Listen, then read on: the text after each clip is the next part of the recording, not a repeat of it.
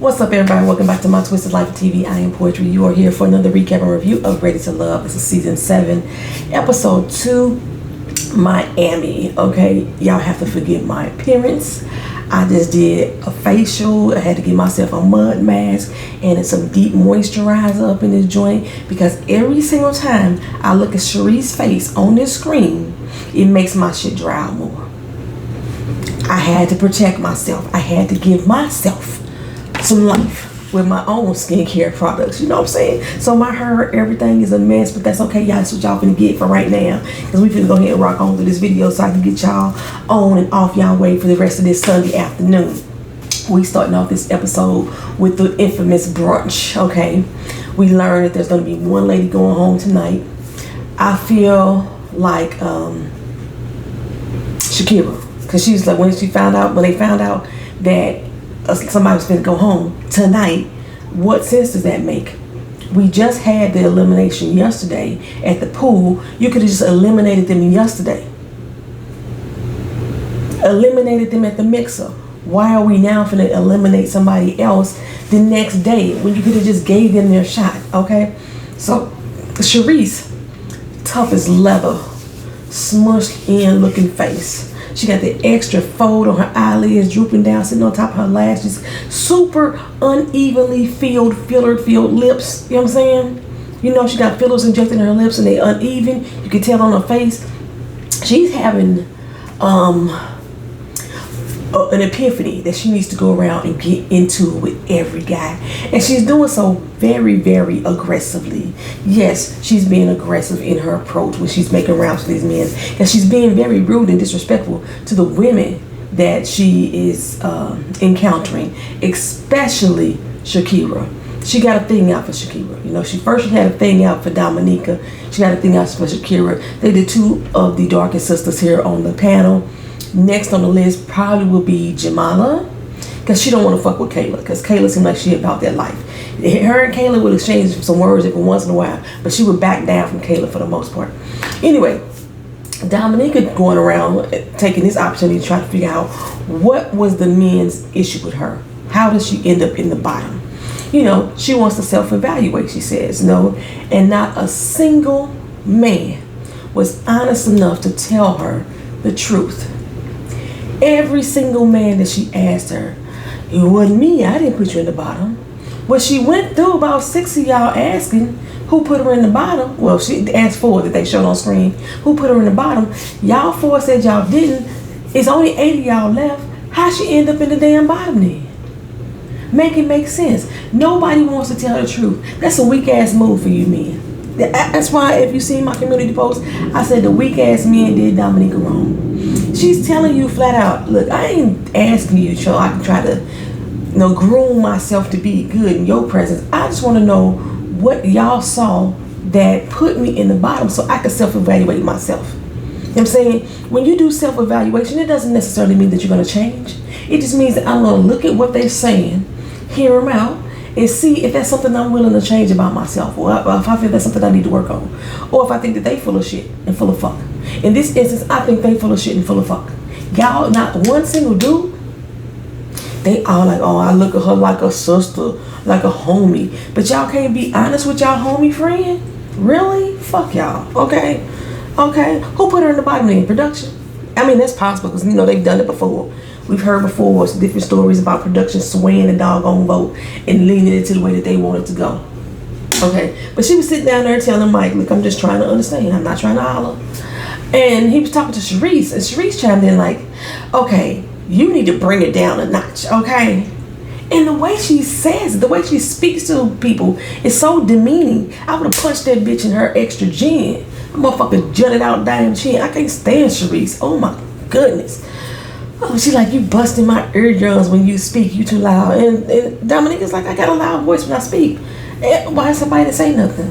You know? Mike's sitting there like, I don't believe she said that. You the same motherfucker that sat there and said you want your woman to be seen and not heard. But you can't be honest enough to tell this woman what the fuck you said about her. Weak ass motherfuckers, okay? Mike all in the confessionals and going on again about his shock that Sharice was just say that to her. At least Sharice was being honest. She was being shady and hurtful on purpose and intention. She had great intention with that. But at least she was telling the motherfucking truth, okay? Well, Kayla and Justice, they bumped heads as well because she said she is dating multiple people until she gets serious. Okay, I understand the philosophy. I'm gonna date around till I figure out who I'm really into. But Justice is like, I'm not gonna be spending my money. I'm not gonna be spending my dimes, wasting my time. We gonna be talking till I'm black and blue. We ain't dating till I get next to you. That's how Justice say. Justice like, we not gonna be doing that. I'm not gonna be wasting my time and my energy and spending my money on a woman I'm not interested in. I gotta know if I'm interested in you first. We could talk, but Kayla like, if you want to talk, then you call your mom. That's how Kayla feels about it. At first, I was thinking that they just had a misunderstanding about what their definitions of dating is. But in a way, I kind of see what Justice is saying. I wouldn't say that Justice, I don't know if Justice is being cheap, but I do feel like we as people take too much time treating somebody that we're courting like they're already our spouse. We're already giving them the benefits of being our significant other, and they haven't even earned the right to be a girlfriend or boyfriend yet. Taking you on trips, spending expensive things. Spend some time together. Talk to each other on the phone. I understand what Justice is saying. But it came off as Justice as being cheap. That's what it came off as. It's Justice as being a cheap ass dude. And it came off with Kayla, like her saying that she gonna be dating you. Kayla, I think, is thinking of it in the physical sense of actual dating. John could ask me out one night, and then on Tuesday night, I can go out with Freddie. That's old ass names I chose there, but I'm just saying. That's what Kayla is saying. And until I decide which man I want to be with, I will keep doing that. Okay? Going out with this person, going out with that person. And Justice is fine with the hanging out. He said we can hang out. But I ain't gonna be spending all my ducats on your ass, and you not the one I want to spend my time with. So I mean, but I honestly, I kind of feel Justice a little bit more on that too, because I was that type of person, dog.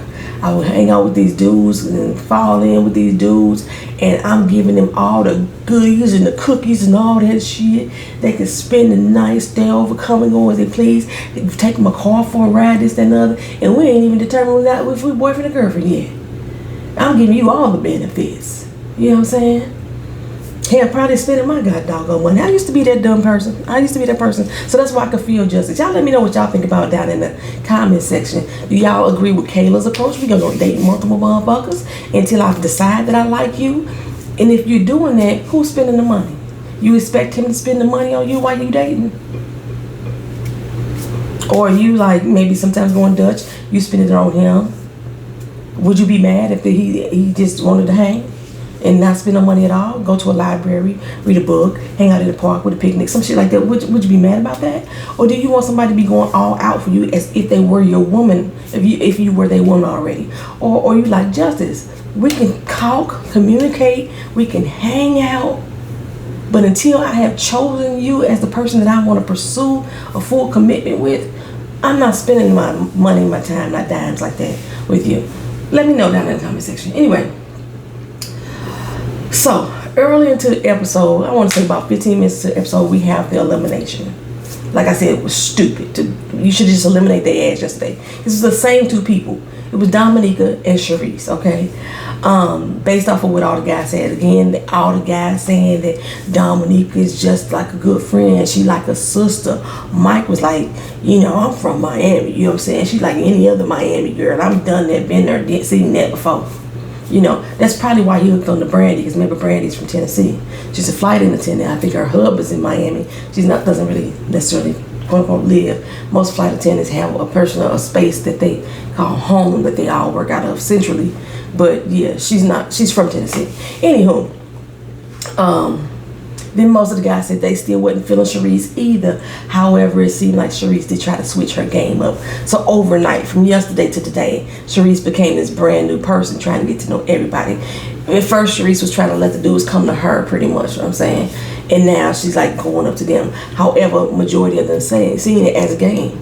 Like, she was trying to make sure she hit everybody up one night. So the conversations were real short, quick, like she really wasn't absorbing the information and really, you know, getting to know the people like she thought she was doing. Anyway, only person still, like, you know, standing up for Sharice is Devin. And I was like, the show just want to keep his trash ass around. So she ain't going nowhere. She ain't going anywhere. And like I say, all the other men basically feeling like she fake. But they would rather keep the fake ass person than somebody who is actually genuine and seemingly good hearted.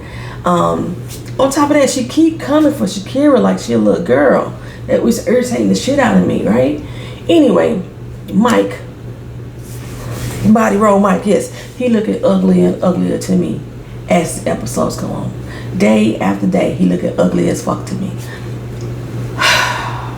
That little, she like any other Miami girl. I done been there, done that type of situation. Ain't half of these women Miami girls? Ain't you on a dating show in Miami? Okay. Anyway, even if they not born and bred there, they all live there now, right? Mike is full of himself. That's the word I'm saying. He kind of dude that would smile in your face and then dog you out behind your back to your homies. That's exactly what he's been doing, especially in respects to Dominica. He's a fucking turnoff, right? A poser. That's what I consider Mike to be. A sexy ass, nice chocolate poser. Okay, yeah. He's a turnoff to me. Anyway, I was confused though how this elimination went down. I had to run it back and listen to what Tommy said again. At 15 minutes and 37 seconds into the show, and I made sure I went back and watched that time, so if y'all want to go back and watch it again yourself, y'all have the exact time stamp. Tommy says, with my little nudge, it put Sharice back into the game of love. What nudge, Tommy? You can't be talking about this extra 24 hours. There was nothing you really said direct to Sharice or Dominica to let them know what the men were feeling about them and why they chose them. So what particular nudge did you give Sharice? You didn't get the same nudge to Dominica? But the little nudge you gave Sharice put her back in the game of love. That's what you said. Sounds contorted, distorted. All that to me, okay? When Dominica left and said, you know what? I'm that song that you skip and then later on it becomes a hit. I screamed, cue music, cue music. You can't break my soul. You can't break my soul. That came on in my head for her. I don't even like Beyonce like that. Y'all know that for real. But that song was exactly how I felt at this moment. Get it, girl. Dominica, they can't break your motherfucking soul. You know that you the shit. She's the song that you skip over, that you know look past, thinking you're looking for a bop, and then my motherfucking song become number one, I become the number one hit.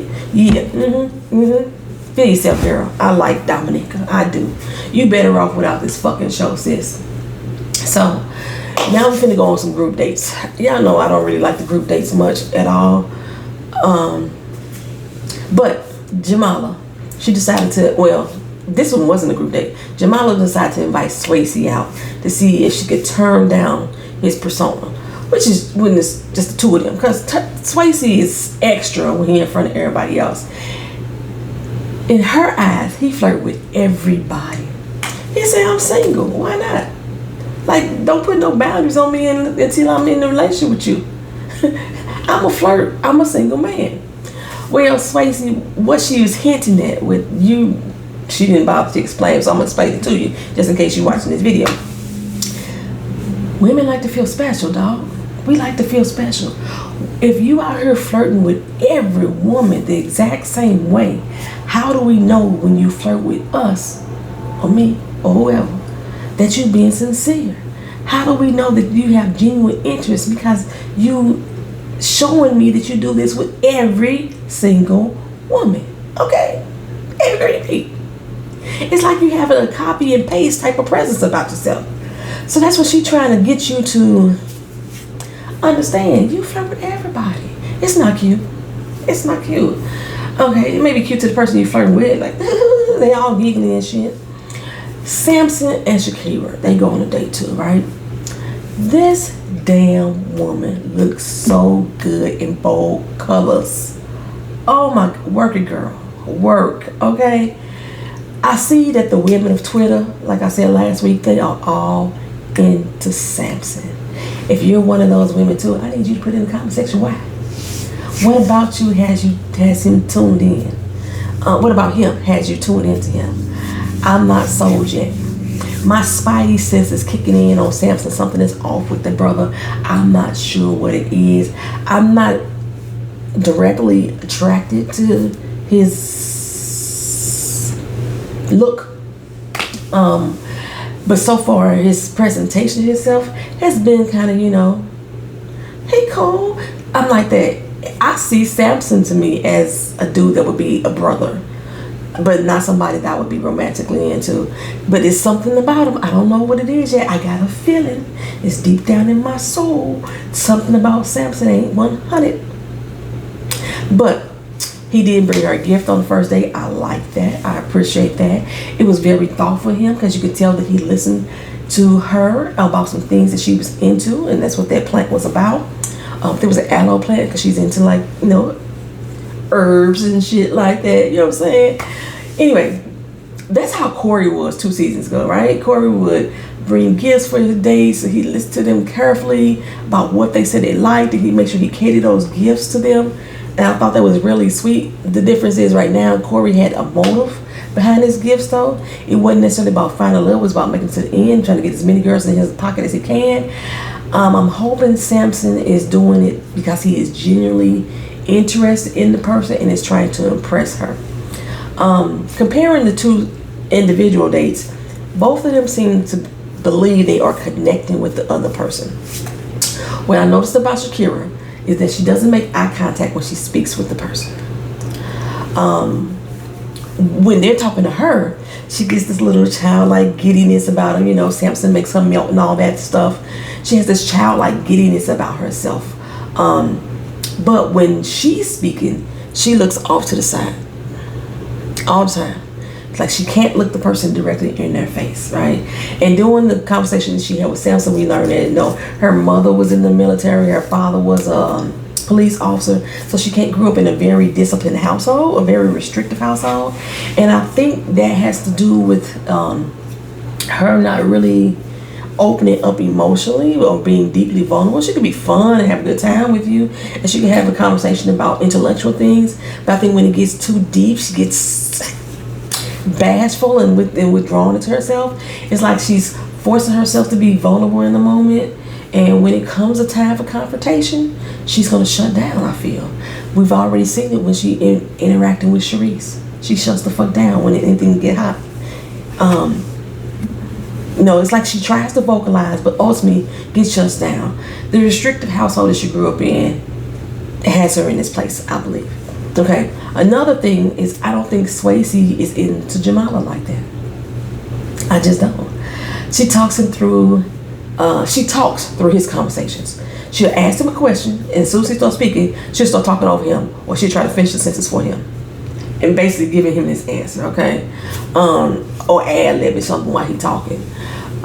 We learned that Swayze has been in some long-term relationships, so he's not necessarily scared of commitment, but Swayze got some trust issues. Okay, so he said before his baby mama, he was in a 2-year relationship. With his baby mama, that was 4-year relationship. So that's 6 years. Swayze's 30. Then brings him down to 24. After the baby mama, there was another girl that he was with. And they ended up moving in together. They talked about marriage and all that stuff there, right? And she cheated on him. How long was he with her? I'm going to give him at least 2-3 years. They bought a house together, y'all. They bought a house. See, that's what I'm talking about. That's what Justice talking about. I'm not going to be putting all my money and my dime and my time to somebody and we not committed to each other. He buying houses with somebody that he ain't tied the knot with. I know a lot of people do that these days, but come on now. And then she cheated. Okay, so when did Swayze, he started dating the 28-year-old when he was 16? How long was he with her? So it sounds to me like Swayze been in 5 relationships. That's how the baby mama, the one before the baby mama, the one after the baby mama. I'm gonna say that's 8 years. 22, 16 and 22. He was with the 28-year-old or somewhere in between them. Maybe one other person, maybe 2. Swayze ain't been in a lot of relationships that have made it to the end, made it full stop. He's still young, first of all. He don't look young. Swayze is an old looking 30-year-old. But Swayze got trust issues. He got trust issues. If you fucking around with a 28-year-old woman and you 16-year-old, somewhere in your mind you know that shit ain't right. Somewhere in your mind. You're just bragging about it in front of everybody else, but you know that shit ain't right. Trust issues with women. That's a grown-ass woman taking advantage of a teenager. I'm not sure what happens with the woman before the baby mama. The one with the baby mama, 4 years, it didn't last. The baby mama might have been tired of waiting on his ass to say, I do. We got kids together and we ain't made no commitment yet. And then you get with another girl directly after me and you buy a fucking house with her.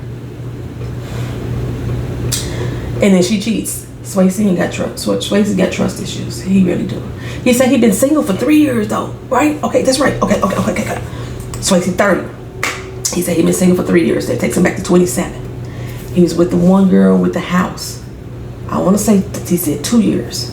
That makes him 25. He's with the baby mama 4 years. That makes him 21.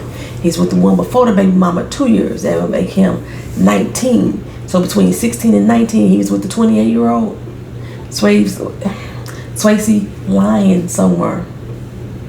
He lying about his exploits somewhere. Or he really doesn't have a lot of experience with women outside of these long-term relationships.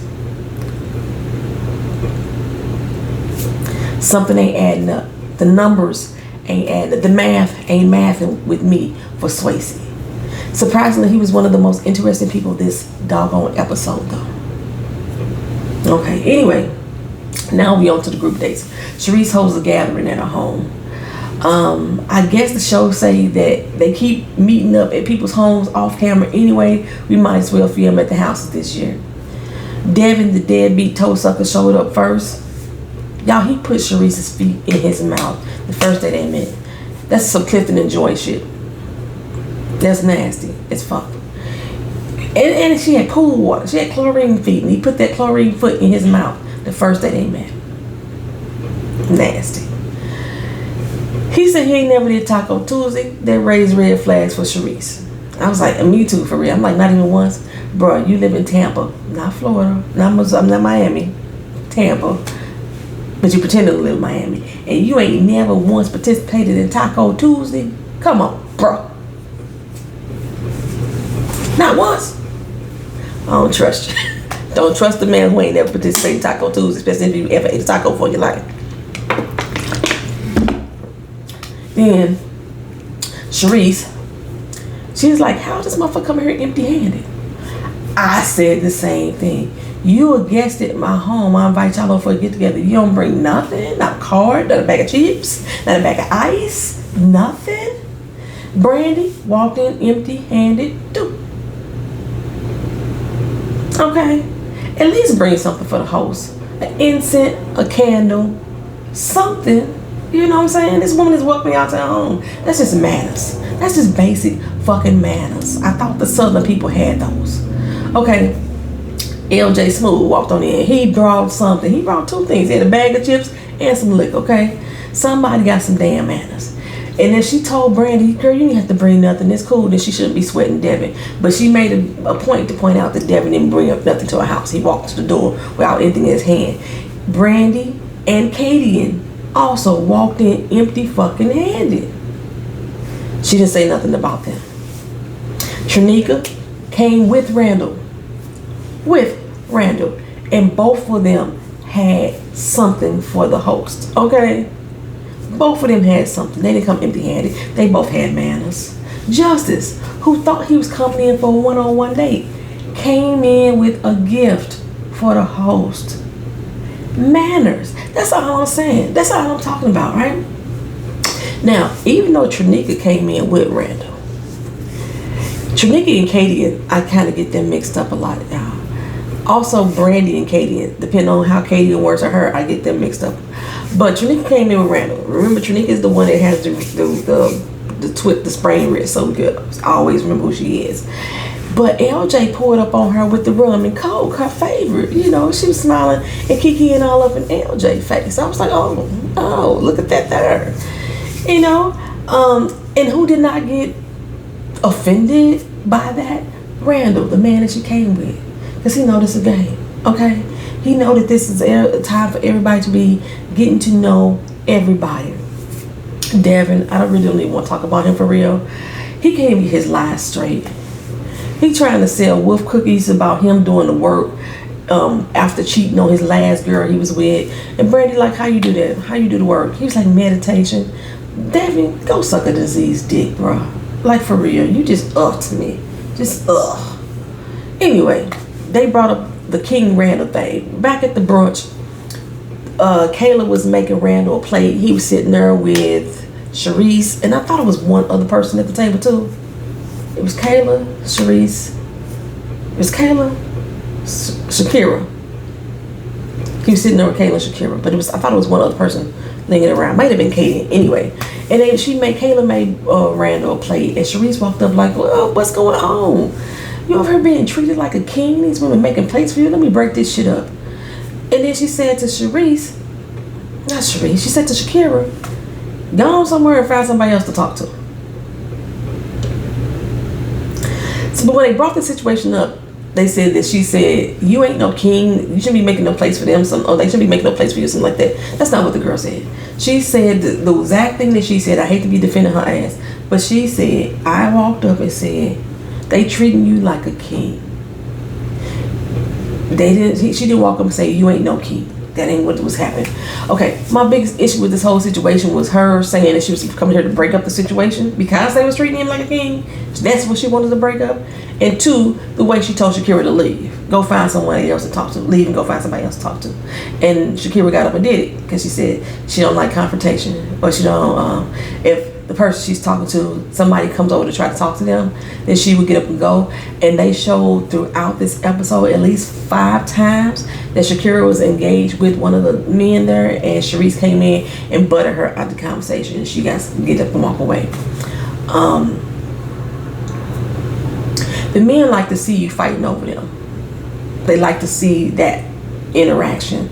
So I think at some point that may become an issue that Shakira always gets up and walk away.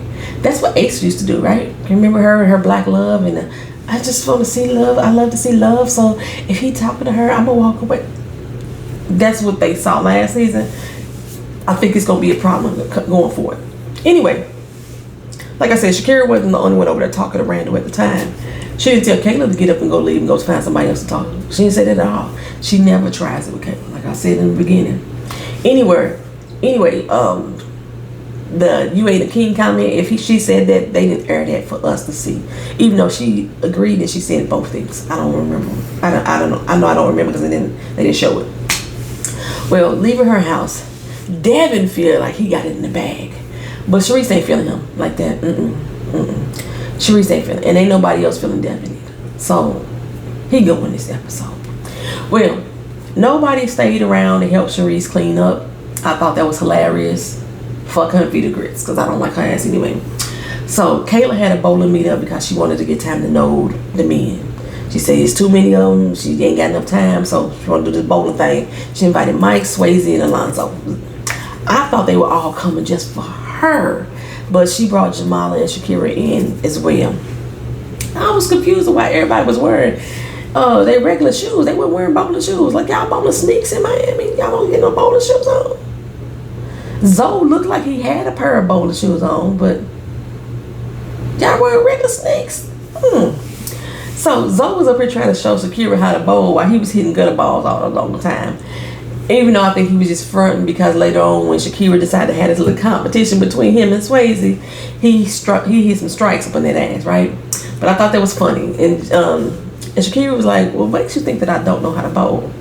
I mean, what if I'm just like playing like I don't know how to do it just so I can get close to you? And he was like, well, suck it now. So, you know, they try to make some little small connection between them, some easy flirtation and everything. Jamala, she seems like she's a cool person, but she feel like everybody auntie to me. Even to Zoe. And Zoe older than all of them. She look like his auntie. She really do. Kayla, she does not give off fun to me. She seems so serious about everything. In her conversation, she seems a tad bit confrontational when she speaks.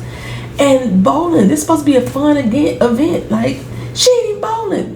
She invited everybody up there to bowl and she ain't picked up a ball not one time the entire night, right? Cool. Ask all your questions, sis. But she's standing there like this over them while they going down the aisle trying to get their little roll on. She like this. So, blah, blah, blah, blah, blah, blah, blah. And why this, And I'm like, unfold your arms, loosen up. You know what I'm saying? She look like she having a doggone boardroom meeting right there on the doggone alley. And I was like, what's Kayla? Be more engaging. But we did find out from her that she's been engaged twice. I don't think they said why she broke up with the people. I don't remember. I wasn't listening that hard. But her relationship ended up in cheating too. She said she's not gonna play the fool for nobody unless she just wants to. Unless she just wants the dick. That's the only way she'll play the fool for him. And Swayze's like, huh? What? So anyway, she had Swayze and Zoe competing for her special gift, right? I was like, what happened to Mike, Auntie, Jay, and Shakira? They all dipped off somewhere. There was nowhere in the frame on either lane at this particular time. Her special gift was a peck. It wasn't even no tongue kiss, right? Zoe won, and when she pecked him, wrapped her arms around him and pecked him, he looked confused and indifferent about the kiss. Like he didn't like it. Like he wasn't expecting it. It was more like, it wasn't like, oh, yeah, she gave me a kiss. It was like, oh, okay. That's what it was like for me. Y'all let me know what y'all thought when y'all saw that. Elimination. Like I said, for me, it's Devin. It's been Devin from the beginning. I didn't even have a bottom two. Mike is the only other person that makes me frown at this particular time. But it's because of the things he says in confessional. For the women, it's because he's flip-flopping back and forth on whether or not he want a baby. Somebody earlier mentioned that they want to have kids. They want to have him right now. I think it was Katie that said that. And he was like, oh, well, he already got 3. And she said, well, you open to have more kids? And he was like, oh, He didn't say no, but he did not say yes either, right? And apparently he's had this conversation with many other women. But when it comes to Brandy, apparently, he'll have babies for her. He'll give her 2 more if she need them. Because that's what she says she wants. So let me say for the record, I hate these women's units. I'm up in my hers all, but my hair is a mess right now. But I hate these heifers units that they got on, especially Brandy and April's. If they both had not wore the headband wig to the brunch, I would have thought they were sharing the wig.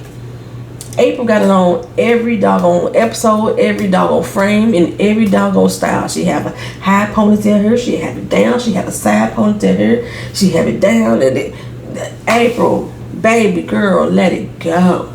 Jeez Louise. Trinika, I see you had sewing.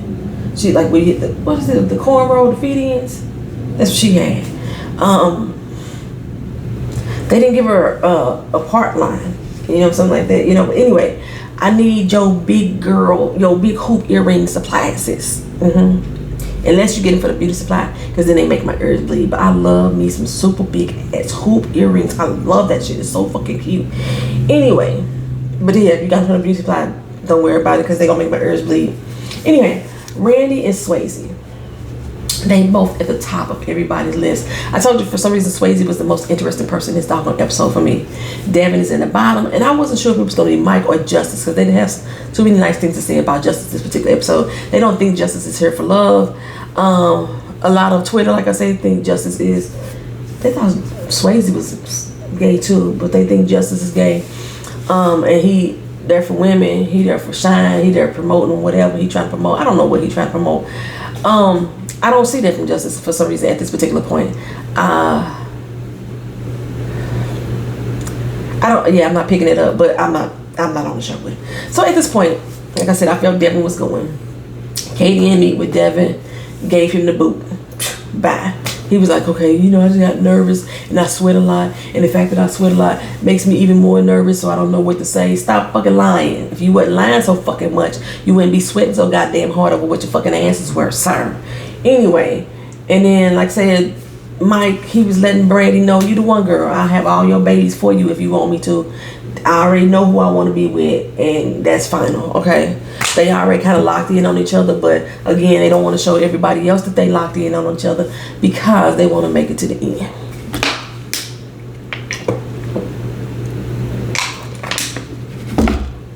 That's the end of this recap and review. Thank y'all for watching. Thank y'all for being patient.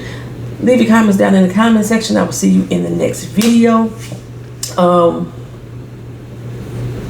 I'm still watching rap shit, y'all. I love that show. I still love rap shit. I'm not gonna come back and do Married at First Sight at all. We got Power coming up, baby. Yes, Power is coming up. Game of Thrones, that's coming up. Handmaid's Tales coming up, and Queen Sugar is coming up.